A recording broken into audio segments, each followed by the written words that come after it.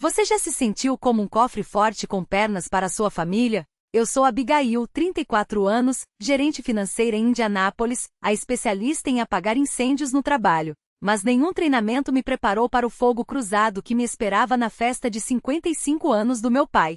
Cheguei atrasada ao restaurante chique do centro, depois de horas resolvendo uma crise com o cliente. O lugar fervilhava, mas quando entrei, a cena me gelou. Pratos vazios, garrafas de vinho esvaziadas e minha família toda reunida, menos eu. Minha mãe deslizou a conta pela mesa com um sorriso doce, $5.500. Meu estômago deu um nó. Antes que eu pudesse reagir, meu irmão mais velho soltou uma risada. Essa é sua, Abby. O grupo inteiro explodiu em gargalhadas, meus pais, meu irmão, até os primos distantes. Todos menos eu. Segurei aquele papel como se fosse uma faca nas costas. Não eram só números. Eram anos de Abby, me ajuda aqui, Abby, cobre isso, Abby, você consegue. Carros quebrados, contas médicas, os negócios promissores do meu irmão que nunca decolavam. Desta vez, algo dentro de mim rachou. Empurrei a conta de volta. O riso morreu na hora. Saí dali com o coração a mil, sabendo que aquele era só o começo de algo muito maior. Cresci em uma casa desgastada nos arredores de Indianápolis, onde o teto vazava e o aquecedor gemia mais alto que as reclamações do meu pai. Henry, meu pai, era motorista de caminhão até os joelhos falharem aos 50. Passou a viver na poltrona, mudando de canal e de lamúria. Minha mãe, Betty, se matava em turnos duplos no supermercado, com um sorriso cansado no caixa. E tinha o Daniel, meu irmão de 36 anos, ainda no porão dos meus pais, sonhando ser designer gráfico enquanto surfava entre bicos mal pagos. Eu era a exceção. A única que conseguiu faculdade, formação em finanças e um emprego estável. Mas esse sucesso tinha um preço. Começou devagar. Um exame de joelho do meu pai, $2.000. Uma geladeira nova para minha mãe, 500. O pior era Daniel, sempre com um novo projeto revolucionário. Comprei um notebook de 1.500 para o negócio dele, que virou máquina de jogos. O golpe final foi 3.000 no telhado novo depois de uma tempestade.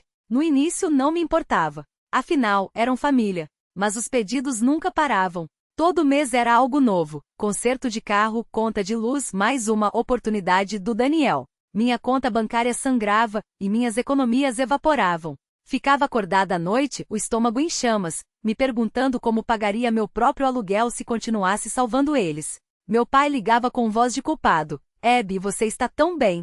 Não pode ajudar seu velho pai? Minha mãe era mais sutil. Família se ajuda, não é? Daniel nem se dava ao trabalho de fingir. E aí, Abby, me empresta uns trocados? Dizer não doía mais que pagar. Cada recusa me fazia sentir como a vilã da história. O pior era que ninguém perguntava como eu estava. Meu trabalho era um inferno de horas extras e clientes exigentes, mas para eles eu era só uma máquina de dinheiro. Comecei a tremer quando o celular tocava. Checava o saldo obsessivamente, vendo meu sonho da casa própria se afastar. Uma vez comentei com minha mãe que estava juntando para a entrada de um imóvel. Ela riu. Abby, primeiro ajude a gente com a conta de luz.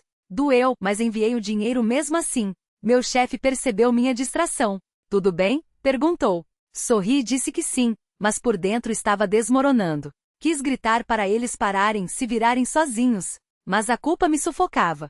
Que filha, que irmã seria eu se dissesse não? Até que tudo explodiu no aniversário do meu pai. Presa no trabalho resolvendo uma crise de cliente. Quando olhei o relógio já eram mais de 7. O jantar chique no centro da cidade tinha começado sem mim. Corri até lá, o estômago embrulhado, sabendo que chegaria tarde, de novo. O salão privado estava animado. Meus pais, Daniel e alguns primos ao redor de uma mesa farta, pratos vazios, garrafas quase secas. O cheiro de carne grelhada e manteiga de alho enchia o ar. Minha mãe me viu primeiro, com um sorriso que era mais censura que carinho. Abby, finalmente. Me desculpei, citando o trabalho, mas Daniel cortou. Sempre a executiva ocupadíssima, hein? Os primos riram, meu pai levantou a sobrancelha enquanto tomava seu vinho. Sentei-me esperando o brinde pelo aniversariante. Em vez disso, minha mãe deslizou uma pasta de couro pela mesa. A conta, disse com uma calma que cortava. Abri e meu sangue gelou. 5.500 em vinhos caríssimos, lagostas, o pacote completo. Levantei os olhos incrédula. Vocês esperam que eu pague isso? Meu pai inclinou-se para frente sério. Abby, você está tão bem na vida. É hora de compartilhar seu sucesso com a família. Daniel cruzou os braços, sorrindo. Essa é sua, Abby. A mesa inteira riu, como se fosse a piada mais engraçada do mundo. Minhas mãos tremiam segurando aquele papel. Não era só uma conta. Era cada real que tinha dado, cada sacrifício que tinha feito, cada sonho que tinha adiado por eles. Nesse momento entendi, para eles eu não era filha nem irmã. Era o plano B permanente. O riso deles ecoava como uma sentença. Mas desta vez, algo mudou. Empurrei a pasta de volta. O silêncio que se seguiu foi mais alto que qualquer risada. Saí dali com o coração aos pulos, sabendo que minha vida nunca mais seria a mesma. E o que veio depois?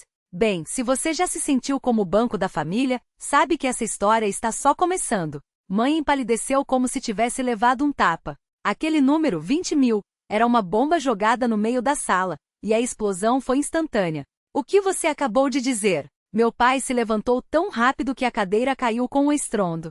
Os olhos dele, antes cheios de autoridade falsa, agora brilhavam com algo que eu nunca tinha visto: medo. Não o medo de perder dinheiro, não. O medo de perder o controle. Daniel, o gênio que sempre soube onde pisar para não sujar os próprios sapatos, recuou no sofá, os dedos ainda grudados no celular. É verdade, pai?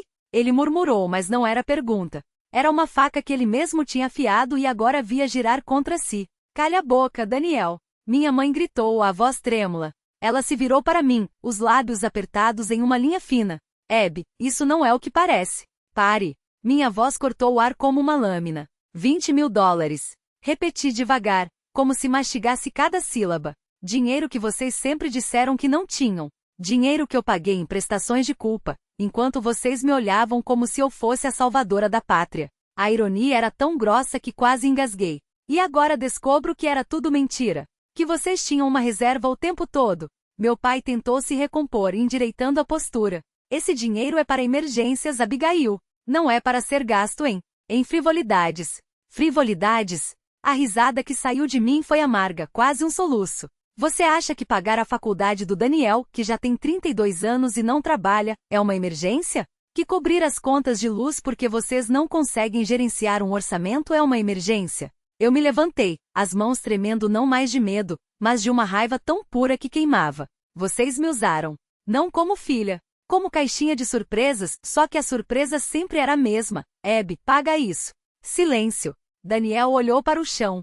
Minha mãe abanou a cabeça, como se eu fosse uma criança birrenta. Mas meu pai, meu pai. Ele não tinha mais palavras. Porque quando a máscara cai, não há como recolocá-la. Eu não sou mais o plano B de vocês. Disse, pegando minha bolsa. Na verdade, eu não sou plano nenhum. E antes que eles pudessem reagir, antes que minha mãe começasse com o discurso de família acima de tudo, ou que meu pai tentasse me culpar por desunir a casa, eu já estava na porta. Abby, espere. Minha mãe chamou a voz quebrada. O que vamos fazer sem você? Eu me virei pela última vez. Vão descobrir. E fechei a porta atrás de mim. O ar da noite bateu no meu rosto, fresco, limpo. Pela primeira vez em anos, respirei sem sentir um peso no peito. Não era alívio ainda, a dor da traição ainda ardia, mas era um começo. E quando liguei o carro, soube de uma coisa: eles nunca mais teriam o poder de me fazer sentir pequena. Isso não é uma pergunta. É uma cobrança disfarçada de família. O silêncio caiu sobre a mesa como um manto pesado. Meus pais trocaram olhares, Daniel abaixou os olhos, e até o garfo de algum tio distante parou no ar. Só meu avô Norma manteve a calma, seus dedos nodosos apertando levemente o copo de água, como se já soubesse o que viria a seguir. Abby, não seja assim, minha mãe tentou, a voz agora com um tom de advertência, como se eu fosse a criança que desafiava a autoridade. Somos sua família. Você não pode simplesmente nos abandonar. Não é abandono, mãe. É autopreservação. Minhas palavras saíram cortantes, mas sem tremor. Vocês me treinaram por anos para acreditar que amor se media em cheques e sacrifícios. Que eu só valia o que podia dar. Mas sabe o que aprendi? Fitei cada um deles, um por um. Que família não é um contrato de dívida perpétua. Meu pai empurrou a cadeira para trás, o rosto vermelho. Você está sendo ingrata. Tudo o que fizemos por você? Tudo? Ri amargo. Vocês me deram um teto, sim. Mas em troca roubaram minha independência, minha autoestima, até meus sonhos. Guardaram 20.000 dólares para emergências, enquanto me faziam escolher entre pagar as contas de vocês ou meu próprio futuro. Virei-me para Daniel, que evitava meu olhar. E você? Quantas vezes usou minha culpa como moeda de troca? Quantas vezes fingiu ser a vítima enquanto eu me afundava? O ar na sala ficou denso. Minha tia Clara tossiu, incômoda. Meu avô Norman, porém, assentiu quase imperceptivelmente, como se finalmente visse o que eu via há meses. Não vamos discutir isso agora, minha mãe tentou novamente, a voz trêmula dessa vez. É tanque de vinho. Norman está aqui. Exatamente. Peguei a bolsa sem pressa. Porque se não fosse por ele eu nem teria vindo. Mas já que estamos todos juntos, deixem uma coisa clara. Não sou mais a caixinha de emergência de vocês. Não sou a salvadora, não sou a culpada, e certamente não sou a ingrata. Respirei fundo, sentindo o peso das palavras. Se quiserem me ver de novo, será em novos termos. Sem cobranças, sem manipulação. Só amor, se souberem o que isso significa. Daniel abriu a boca, mas fechei a porta atrás de mim antes que qualquer desculpa esfarrapada saísse. Do lado de fora, o ar frio de novembro queimou minhas bochechas, mas era uma queimação boa, como se o gelo derretesse anos de mentiras. Quando liguei o carro não olhei para trás. Não havia nada ali que precisasse de mim. Só uma casa cheia de pessoas que confundiam posse com afeto. E pela primeira vez eu escolhi me salvar. A sala ficou em silêncio. Não o silêncio tenso de antes, mas aquele vazio que precede uma tempestade. O rosto do meu pai se contraiu, os músculos da mandíbula pulsando como um relógio prestes a explodir. Abby, isto é família. Não se vira as costas para quem te deu tudo. Sua voz, afiada como uma lâmina enferrujada, cortou o ar. Minha mãe, sempre a ecoar, entrou na dança. Você sempre ajudou. Não comece a ser egoísta agora. As palavras doíam, mas eram velhas conhecidas, como cicatrizes que coçam sem nunca sarar. Abri a boca para responder, mas foi o vovô Norman quem tomou a palavra. Sua mão trêmula se ergueu, e o mundo parou. Chega! Uma palavra só, mas carregada de décadas que a sala não conhecia. Todos os olhos se voltaram para ele, e pela primeira vez, vi meu avô não como o homem de costas curvadas, mas como o gigante que um dia fora. Seus olhos, úmidos mas firmes, encontraram os meus. Quando eu tinha a sua idade, Abby tinha um irmão. Sempre com uma nova desculpa, um novo buraco para tapar. Eu dei até não ter mais nada, e ele ainda pediu mais. Me quebrou. Uma pausa. O peso da memória o fez curvar os ombros por um segundo. Vocês estão fazendo com ela o que ele fez comigo. Ela não é o cofre de vocês. O ar gelou. Minha mãe empalideceu, os dedos crispados no guardanapo. Daniel remexeu na cadeira, o desconforto estampado no rosto como uma mancha. Meu pai tentou protestar, mas Norma o silenciou com um gesto. Deixem ela viver. Sua voz quebrou, e foi isso que me desfez. Não as lágrimas nos meus olhos, mas as dele, o preço que ele pagará por um amor que só sabia sugar. Fiquei de pé, o coração batendo tão forte que pensei que todos ouvissem. Eu amo vocês. Mas não serei mais a tampa que segura a panela de pressão. Olhei para cada um, os olhos acusadores da minha mãe, o cinismo de Daniel, o silêncio furioso do meu pai. Não volto mais. Minha mãe levou a mão ao peito, como se eu tivesse lhe dado um soco. Daniel riu, amargo, boa sorte sozinha. Meu pai apenas me encarou, a mandíbula tão rígida que pensei que fosse trincar. Apertei a mão do vovô Norman, seus dedos frágeis mas quentes, e saí. A porta se fechou com um clique final. Lá fora, o vento de novembro mordeu minha pele, mas dentro de mim algo ardia diferente. Não era alívio. Não era triunfo. Era uma dor limpa, como o corte que precede a cicatrização, o luto por uma família que só existira na minha esperança. Meses depois, uma prima me contou, a casa tinha ido embora. Sem o meu dinheiro eles não conseguiram segurar as prestações. Agora moravam em um apartamento alugado no centro, pequeno, sem luxos. Daniel, sem o meu colchão, aceitaram um emprego em um depósito. Suas grandes ideias evaporaram como fumaça. A notícia não me deu prazer. Doeu. Doeu porque no fundo eu ainda queria que eles tivessem sido diferentes. Que tivessem escolhido se erguer em vez de se afundar. Mas a dor veio misturada com uma certeza. Eles nunca precisaram de mim.